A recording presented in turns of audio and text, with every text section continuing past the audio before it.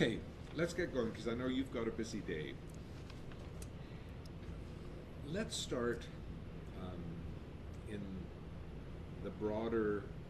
Let's paint the scene of the months and even the years that led up to those November meetings. I mean, for Alberta, why did the Constitution matter the way it mattered? Because of resources.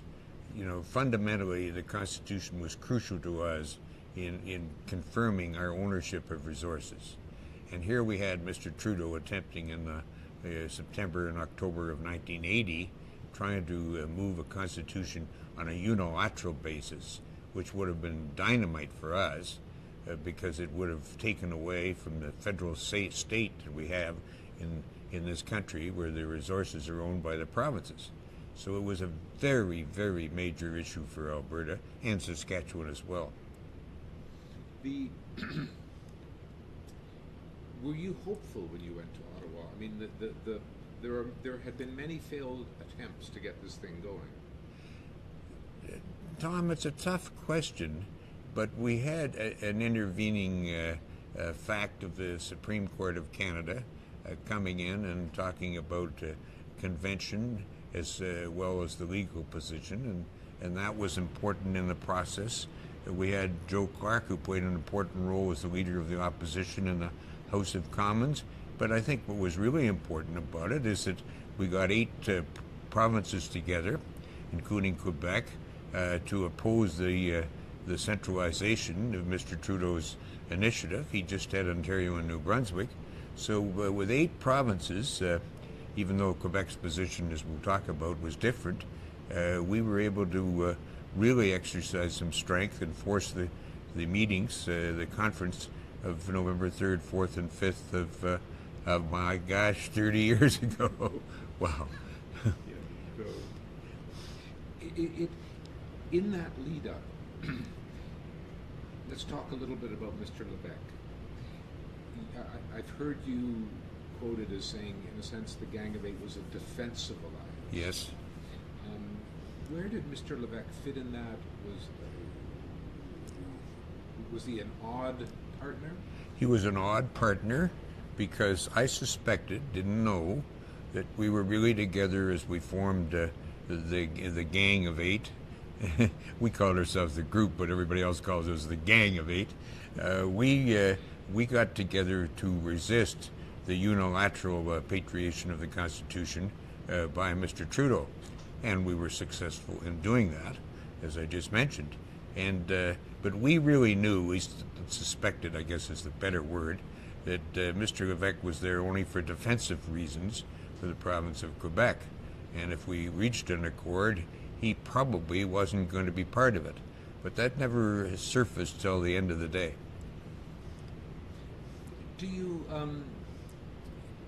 Did you at any point feel that Quebec might be able to come around, or was that just sort of a historical impossibility?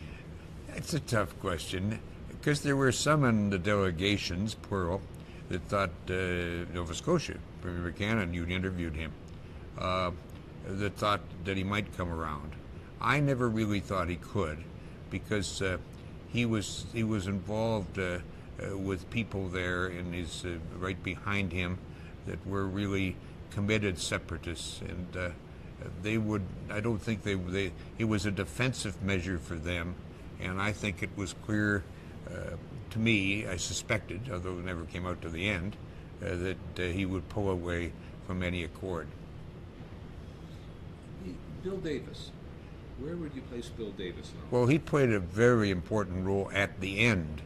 I mean, he supported Mr. Trudeau throughout the whole piece, but then that was Ontario, and Ontario, many Ontarios think they're Canada, and we understood that. But at the very end, Bill Davis played a very important role in pressuring Mr. Trudeau to come up with an accord, which is what we did. Do you think Bill Davis kind of kept himself back as kind of more a bridge, how somebody who could build bridges and be in the compromise position? Was he Well, you've conscious got of to that? change your question from held back, because Bill Davis never holds back. Okay. But if you listen to him carefully, he was leaving himself enough space that he could move at the end if he had to move. Interesting. And the let's talk about the premiers. Mr. Blakeney, where did he sit in? He played a very crucial role, partly because he and I were on the same accord because of our energy resources, and we fitted together very closely. We're very different in terms of the way we approach things, but he was a very powerful force, first of all, both with the group of 8, and then later on in the meetings generally. Was it particularly difficult for him because of Mr. Broadbent? The NDP seemed to be quite kind of split on this whole No, I don't think it was. No? No, you've got to know Premier Blakeney. What was right for Saskatchewan was what he was going to do, and what was right for the country. What Mr. Broadbent said or thought wasn't going to influence Mr. Blakeney. Well, that's interesting.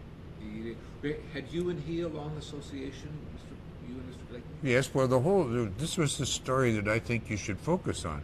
The number of people in that period in 1980-81 that had been around for quite a period of time.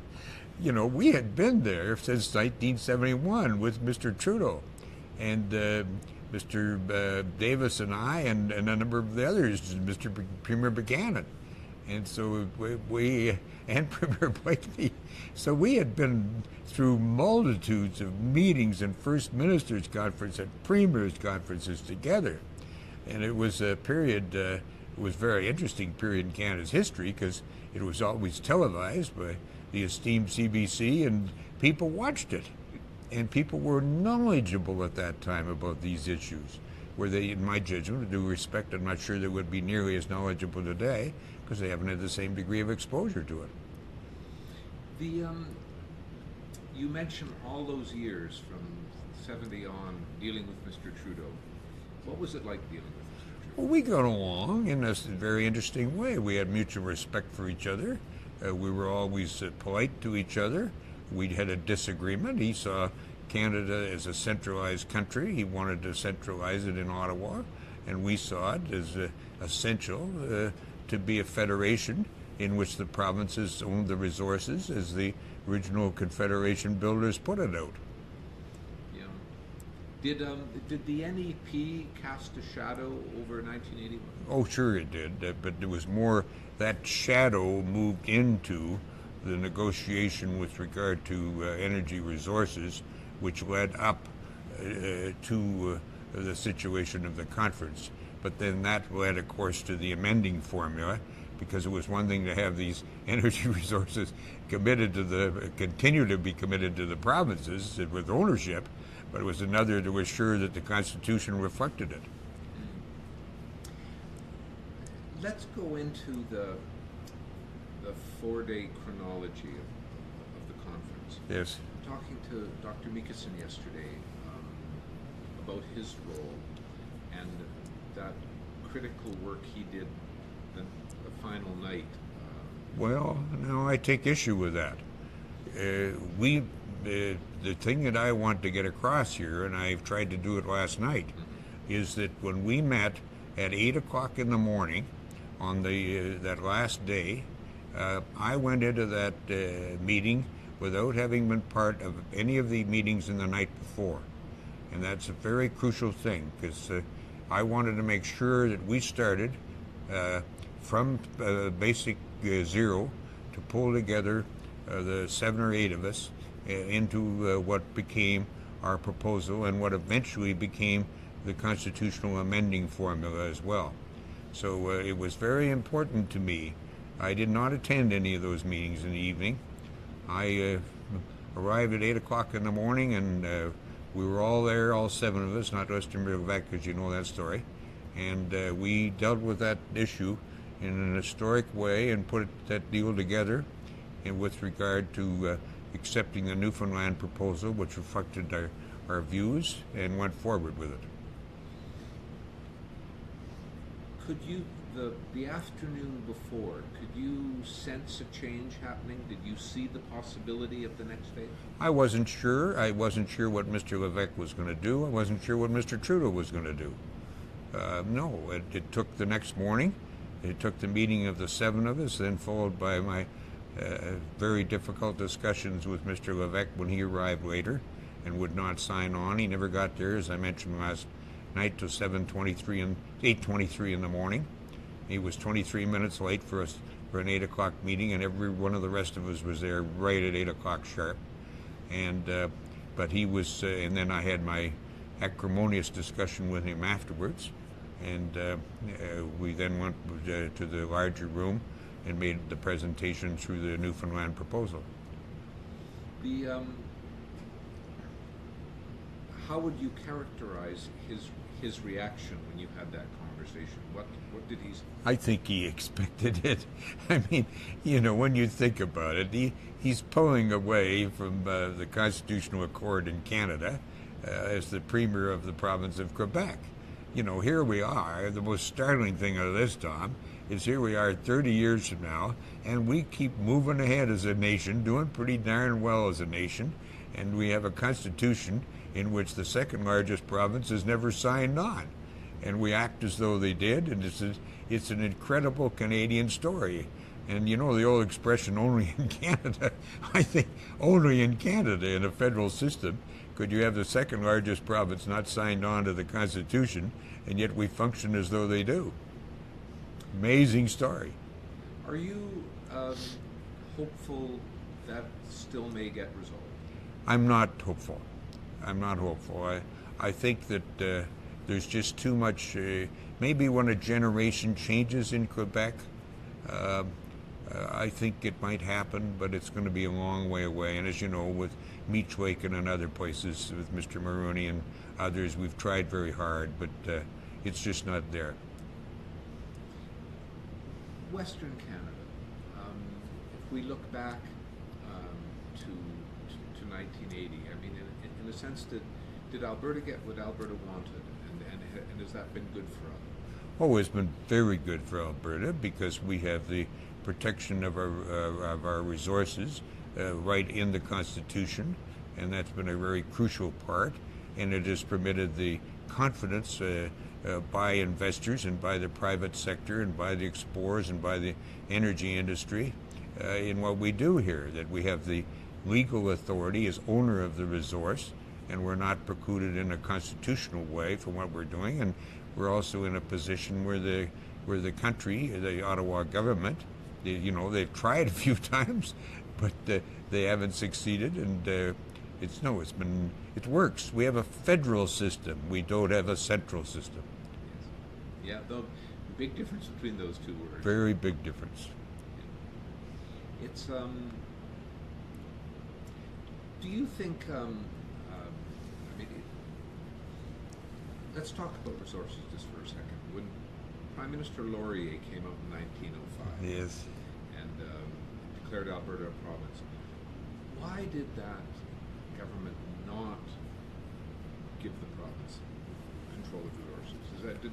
Is that the beginning of the problem? Well, it is the beginning of the problem because it was a reflection of Central Canada that we were not strong or mature enough or able enough to handle the management of our own resources. And that was what was involved. And there was a long fight. My grandfather was involved in that very extensively. Sir James Lougheed was very involved in that, in gradually getting, over time, the ownership of resources to the provinces. That was the long struggle. Yeah, and I guess in a funny way, Laurier and Trudeau were kind of cut from the same cloth in a certain way. In a certain way, and I think it was the domination of the central Canadian culture and the view that these things should be decided in Ottawa and not in Edmonton.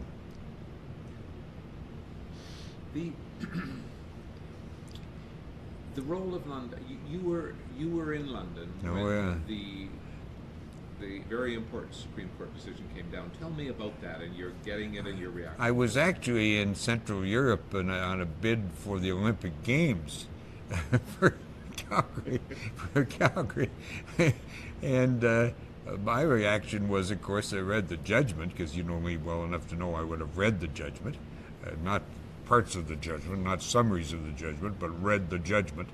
And of course, I thought we won because we won on the convention side. Now, Mr. Trudeau's in Asia, and he's saying we won because they won it on the legal side. But I thought it didn't prove that right, that the convention side was going to force him, which did, to hold the convention in November 3rd, 4th, and 5th, 30 years ago.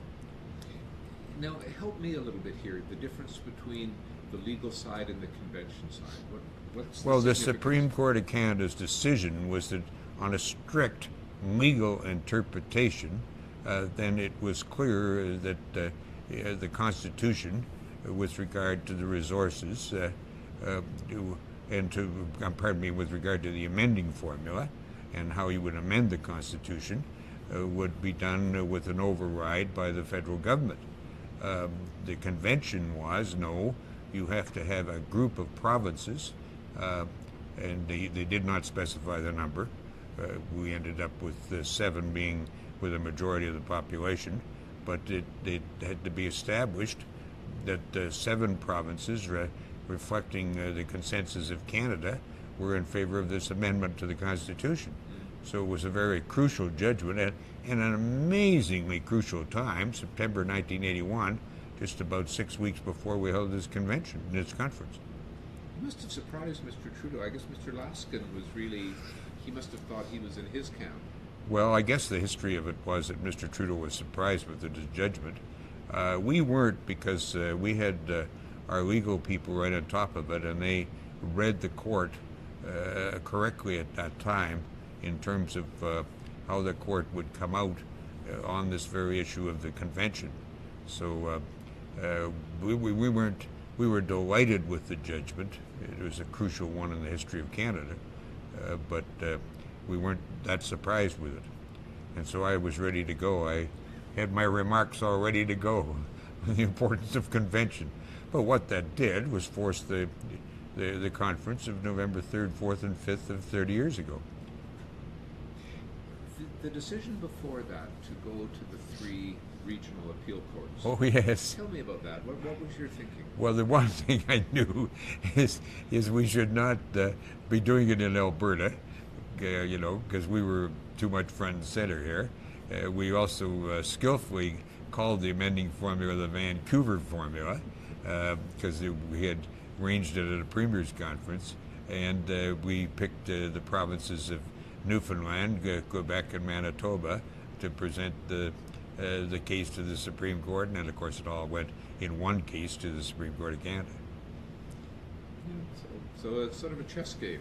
Oh, it was a big chess game with major stakes, but it was important where we held the cases, and we had good legal advice about the 3 provinces and their Supreme Courts or appellate divisions. Let's take a little break and make sure I haven't missed anything. Sure. And then we'll just finish off.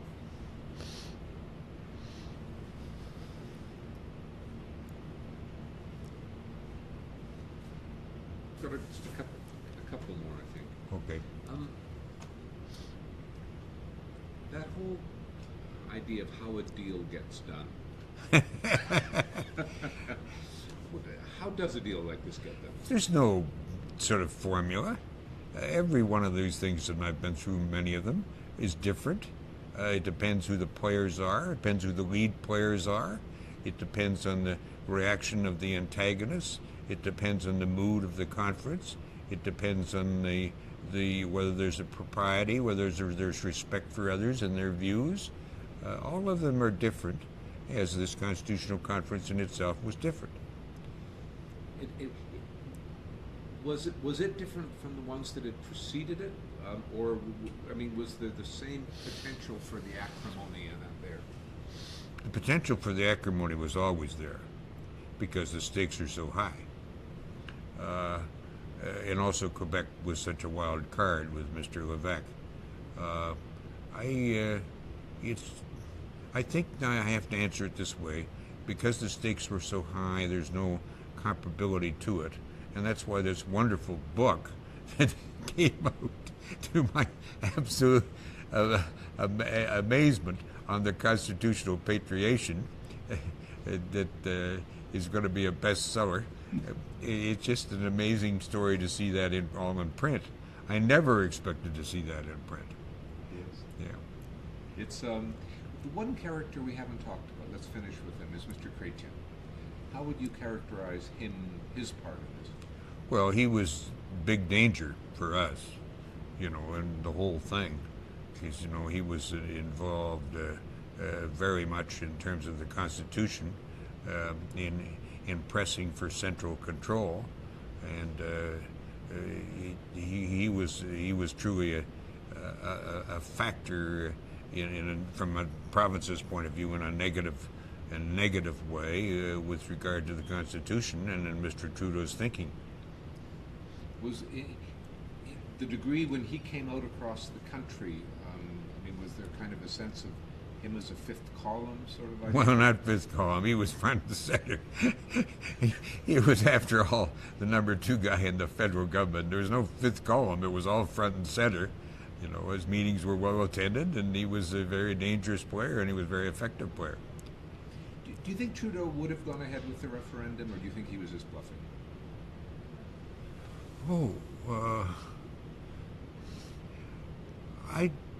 The referendum, which we were talking about in this case, was a referendum by the regions of Canada, not by the provinces.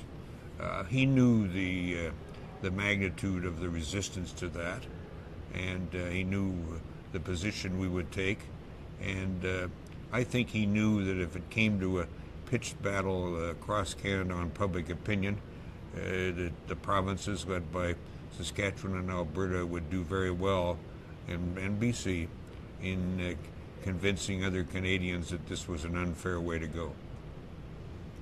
So some historians write that he thought he could win that public opinion battle, but you don't think so? He thought he could. Oh, yes, he did. He really thought he could. But I was convinced that the more we made our arguments and we spread out across the country, and so I did quite a bit of that. I remember going into the maritime provinces and I wasn't sure, and getting really good reactions once I pointed out to the Maritimers, starting always with the fact that my mother was born in Halifax, that we would be able to convince the public.